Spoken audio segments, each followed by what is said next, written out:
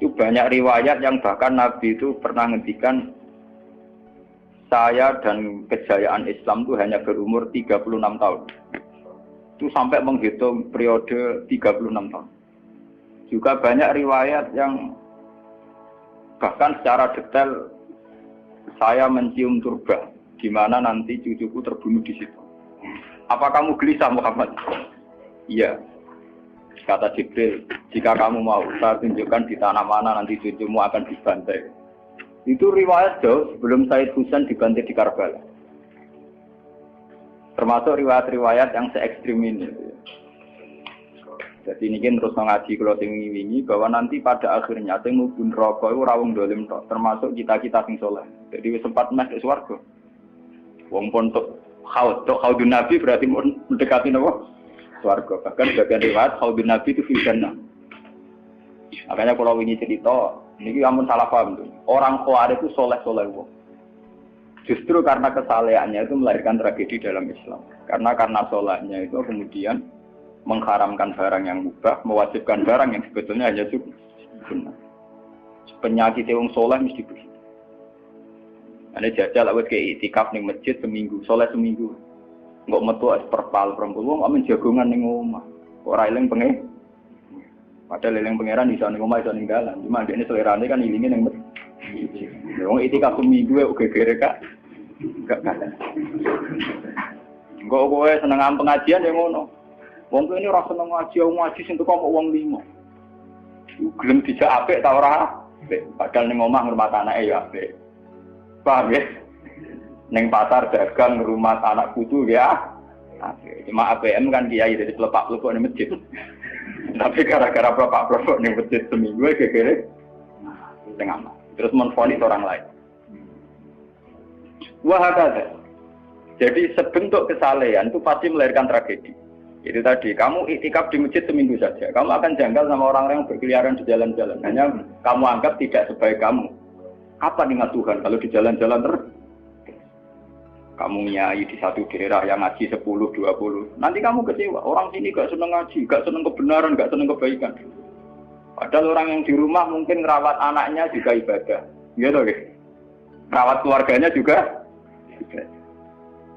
Hanya karena dia tidak ngaji sama kamu anggap tidak ibadah. Padahal di rumah juga ibadah dia. Nah ini orang Khawarij dengan background kayak itu paling mudah begitu. Sehingga orang-orang ini nanti ketika sudah sampai ke surga, kemudian ketemu Nabi, kata Nabi mau disampaikan ke Haudun Nabi. Dia mau sampai ke telaga Nabi. Tapi pas mau sampai ke telaga, terus Nabi diingatkan oleh Allah, mereka tidak layak masuk surga. Innahum qad ahdatsu ba'dak. Mereka bikin bid'ah setelah kamu. Tapi itu umatku ya Allah, saya kenal mereka kenal saya. Ya, tapi sukon itu harus dijauhkan dari surga. Dan ini kalau cerita, kenapa kesalehan melahirkan tragedi? Ini kalau cerita. Dalam semua sejarah dunia, selalu tragedi itu dimulai dari kesalehan. Ya, mun bener sing terlambat kan, sampean ngaji ya. Semua tragedi dunia itu dimulai dari kesalehan. Paling enggak klaim kesalehan. Ya, paling enggak klaim apa? Kesalehan. Karena semua bentuk kesalehan atas nama agama tentu langsung dikaitkan dengan Allah. Bertautan dengan hukum Allah. Kalau sudah kamu yakini itu hukum Allah, tentu kamu dengan mudah akan menghukumi kafir siapa saja yang menentang. Karena kamu anggap melecehkan hukum Allah. Akhir dari itu tentu kamu akan tahlilud dam. Nak ngono wong iku halal darah. Ini rungokno tenan. Karena setiap pelanggaran atas nama agama tentu dianggap melanggar hukum Allah. Jika orang yang mengklaim demikian kan mudah mengkafirkan orang lain karena dianggap wani pengerah. Paham ya? Nah, kalau sudah menvonis orang lain berani Tuhan, tentu darahnya dihalalkan. Kayak kasus kaum Khawarij. Sebetulnya saat Ali Muawiyah itu melakukan konflik atau terjadi konflik, saling bunuh, saling perang, kelompoknya Ali Muawiyah saling serang, itu kan tragedi duniawi biasa. Dalam hidup pasti ada gejolak, ada demonstrasi, ya, ada perebutan kekuasaan. Sebetulnya itu kan fenomena sosial biasa. Misalnya kiai drengki-drengkinan. Masa kiai drengkinan mbek bakul bakso kan gak. Bakul bakso drengki-drengkinane mbek bakul. Orang malah mbek bakul es rukun. Ndak bisa kamu logika panas musuh adem, bakul bakso jejer bakul es rukun. Mergo bar mangan bakso tuku.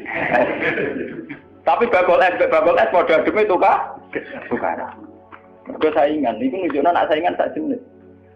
Mulane kaya aku rada aman. Mergo sing nyaingi aku kudu alime sekali beraku aman. Paling wong saingi aku adir wis lho, Pak. Padha kelas-kelas ringan kan musuhe nggih kelas. Ora nek nak ngalim tulisan kaliber. Dadi rapati di musuh. Akhirnya ngalime kaliber terus fasilitas biasa. Wong rapati nyucuk, wong ya rapati hormati, wong ape drengki apaan? Wong kula yo mak turu temangsang ning kos drengkeni apa? Mun kula elmoni ya, dadi wong rapati drengki mun kula elmoni. Dadi ngalime kaliber fasilitas biasa. Wah aman. Lha kok iki? Aman, itu istihad. Jadi untuk menjaga keamanan. Ngalime ra kaliber ning dadi wong nyucup wong dobar, mesti wong mencep. Alim sepi, kok wong dobar wis gegere gak karuan.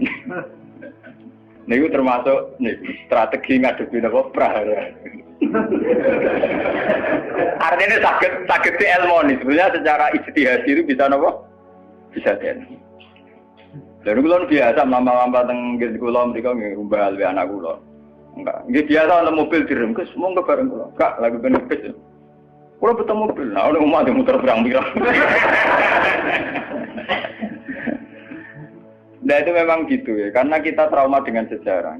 Ketika Khawarij meyakini Ali melahirkan sulmatan fiddin, melahirkan pencitraan agama. Salmatan fiddin atau sulmatan fiddin itu pencitraan agama.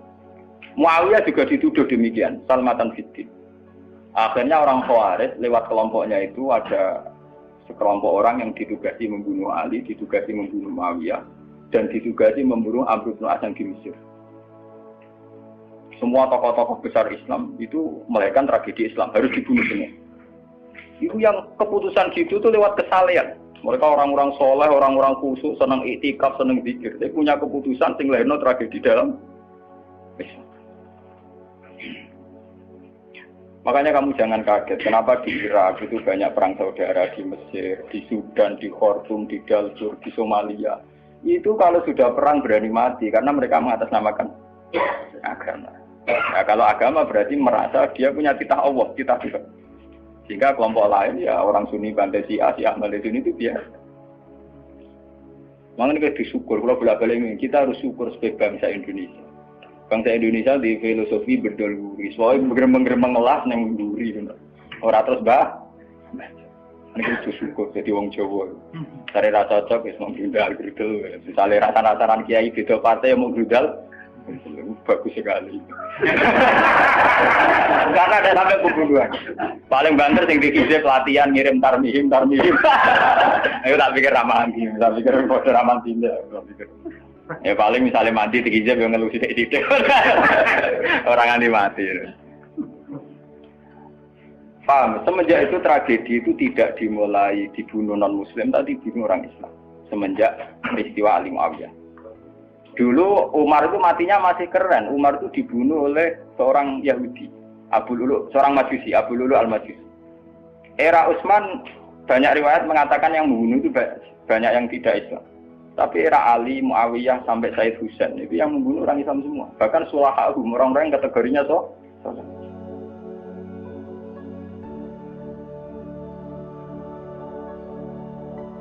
wong soleh macam payah. Baik Madin gue kenal aku ngukumi wong murtad itu biasa. Karena daftar kemurtatan dalam kitab-kitab salaf itu terlalu banyak. Sama kalau ngaji Sulam Taufik, Sulam Safina itu berapa mudah, betapa mudah orang-orang masuk kategori nama murtad. Mohon teng pondok kula rata rego ajaran. Wah ada sing kiai tanglet kula, Gus yo mboten mlebu ajaran iki pondok jeneng. Lagi bantah aku apa takok? Nak bantah, ya bantah-bantah, nak takut tak jawab. Ini umum kalau perhitung dong, itu memang resiko. Resiko ada takfir. Bukan kita yang salah, kita kalau tidak punya khazanah banyak itu resiko. Jadi kalau baca kitab gitu harus punya khazanah yang lain yang apa? Banyak. Sehingga tidak mudah mentakfirkan orang atau memurtadkan orang. Semenjak Ali Muawiyah tragedi, karena kelompok-kelompok soleh itu menvonis Ali itu murtad atau Muawiyah itu murtad, kemudian diteruskan kalau gitu halal darahnya, akhirnya dibunuh. Ali ya dibunuh, Muawiyah ya seringkali mengalami percobaan dibunuh. Ya kalau kan nanti cerita tengah sini, jadi Ali hasil dibunuh, yang Muawiyah sebetulnya subuh itu juga dibunuh, tapi pas itu Muawiyah meriang, yang imami itu wakilnya, sehingga yang dibunuh wakil. Mulane kalau boleh baca cerita, ning tinggon nang wong kesolen mesti pintu-pintu. Wong kuwaris sih pintu-pintu. Wong ngongkon killer, ngongkon pembunuh bayaran kok tarife ngene to. Lah Muawiyah ki sapa? Pokoke sing imami subuh. Ora disifati ciri-ciri spesifik mboten, pokoke sing imami subuh. Lah Muawiyah subuh priat. Nomor wong imami dadi materi. Wong apa jenenge? Apa itu istilahnya tugas-tugas yang super bahaya kok tarifnya pokoknya senyum itu wah kemproh wara ini sing piye kotak tapi iya tak metune sing piye kok model polisi itu seketas ora tarifnya pokoknya sing imami mami meriah nasibnya apik jadi ora pembunuh profesional. Walhasil semenjak itu tragedi dimulai dari takfir. Setelah itu ada era Muawiyah punya anak Yazid. Yazid ada isu dia seneng nyabu, seneng ngeflek. Dia orang yang nakal saat jadi pemimpin. Orang Islam sholat tersinggung. Wong kok dipimpin wong dolim. Orang Islam ekstrem wong kok dipimpin wong ra sholat. Wong ra bener kok mimpin wong bener. Akhirnya Madinah bergejolak. Madinah bergejolak ini kemudian banyak yang merokokasi Said Husain supaya ngambil alih kepemimpinan sinten. Sampai nak cerita ini tragedi kesalahan. Walhasil Said Husain akhirnya lewat bantuan orang-orang Kufah. Orang Kufah itu saat ini dari wilayah Irak. Ya. Jadi kayak Kufah, Asfahan, terus Nahrawan itu ikut wilayah Irak. Ketika Irak pecah dengan Iran, ikut wilayah apa? Iran. Dulu yang situ semua itu namanya orang dulu kalau bilang itu Kufah sama Basra. Gitu, makanya kalau di kitab-kitab Nahwu semua kitab salaf kalau bahasakan kawasan itu kalau tidak kawasan Kufah ya napa?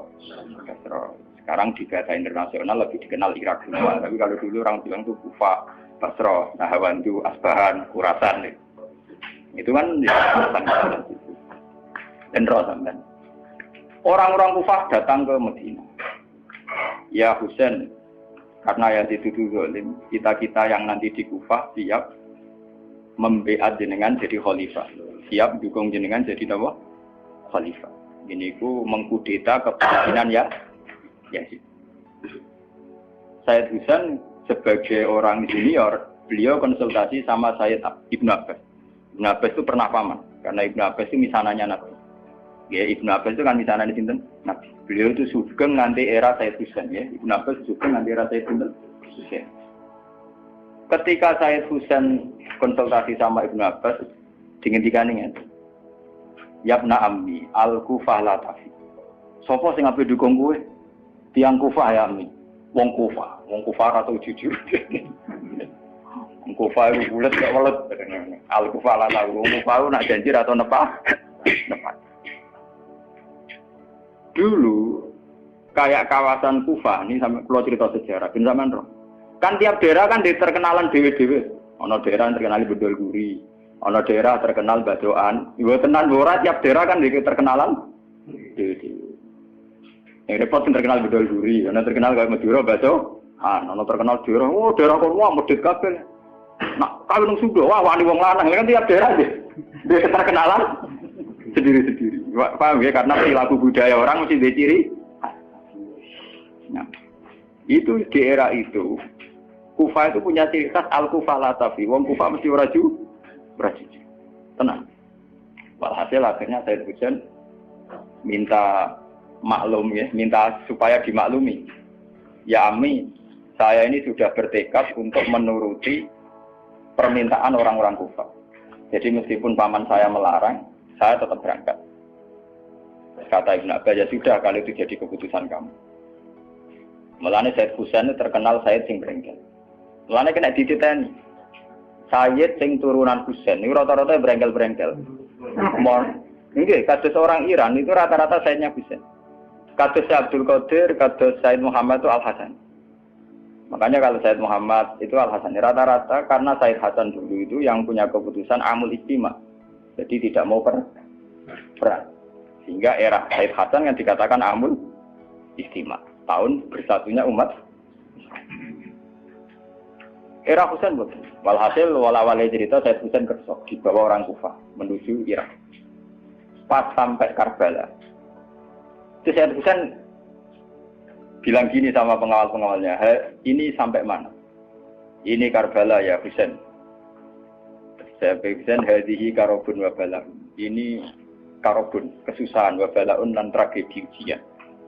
Delalah pasukan yang dikirim Yazid bunuh Sayyid Husain ya pas dimuti Karbala. Dan itu yang diperingati orang Syiah di 10 Muharram, yang disebut tragedi Karbala. Makanya bendera-bendera Syiah itu tulisannya ya Husain karena orang Syiah meringati hari meninggalnya Husain itu jadi hari suci betul. Dari besarnya orang Syiah itu hari tragedi Kabupaten Sinten Husain, yaitu di Karbala.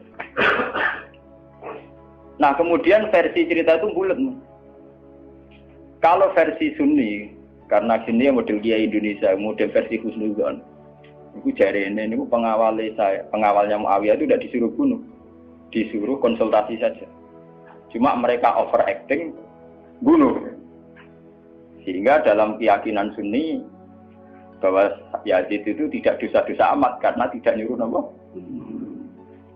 Tapi nak cara Syiah, nyatanya mata ini kok dikelah-kelah, mata ini ya mata. Wah semenjak itu lahirlah kelompok Syiah besar-besar. Siapa yang berbau Yazid, berbau Umayyah harus dibunuh. Kemudian dendam ini dijilmakan menjadi kelompok besar di dunia, ini Syiah. Nanti sama. Si Aduh nak muji-muji kaya-kaya agama itu dimulai Husain. Yes. Wes ngono Husain belalah bin Ali. Di Nabi Muhammad idola sentrale Ali. Terus yang dianggap kesatria prajurit napa? Husain. Sehingga agama versi Syiah itu ya 3 itu. Muhammad, Husain, Ali. Karena referensi agama Syiah itu hanya ini. Ali zaman sugengnya Nabi ya terkenal pahlawan perang, terkenal kesatria perang. Husain ya kesatria perang. Jika orang Syiah tidak punya rujukan kecuali sejarah kesatriaan. Ngadepi Musa wani mati, kata Iran saat ini Ahmad Benedek, itu orang Iran perasaannya begitu, ngadepi Musa ya mati, wani mati. Beda perasaannya ahli sunnah, karena ahli sunnah idola no sahabat sing kuno ya idola, yang ora jelas ya napa idola. Wah, kira sahabat macam-macam. Jale madung idolakno sahabat topo sing nak ana perang mirip. Terus Mustafa ngidolakno topo sing ora jelas penting itikaf.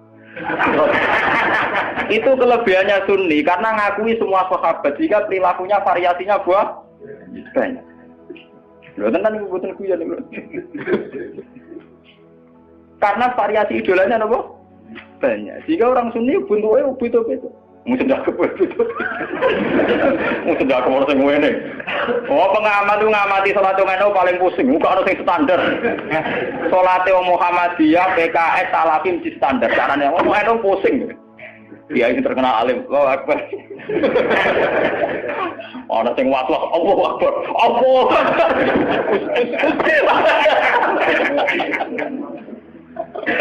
Oh sedekah kok ono sing ngene.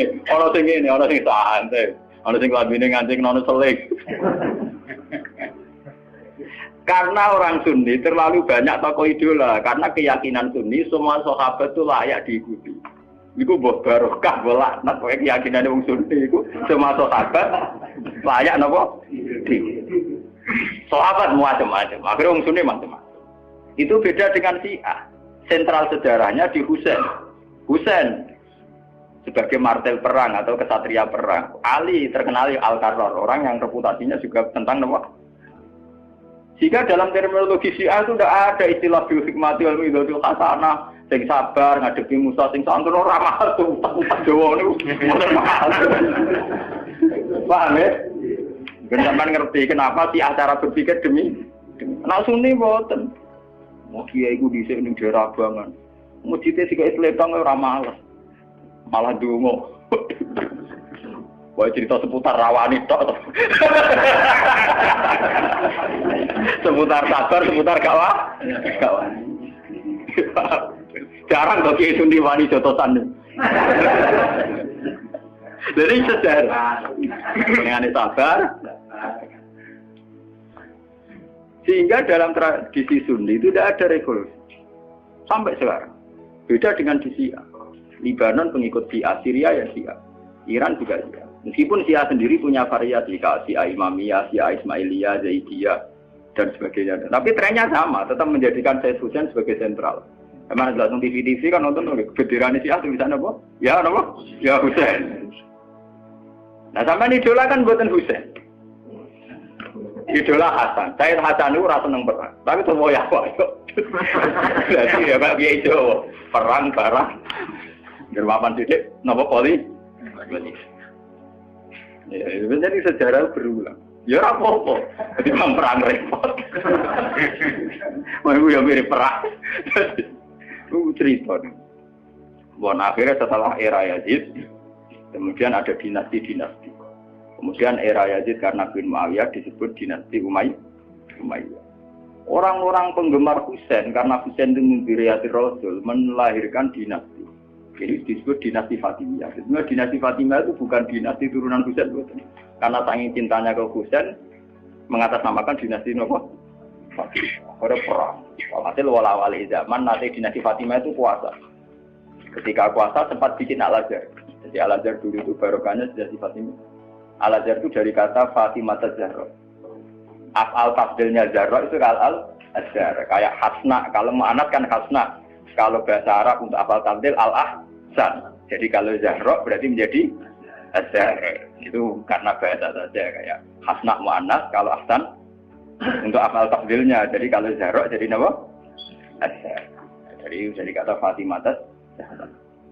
Ya sudah begitu.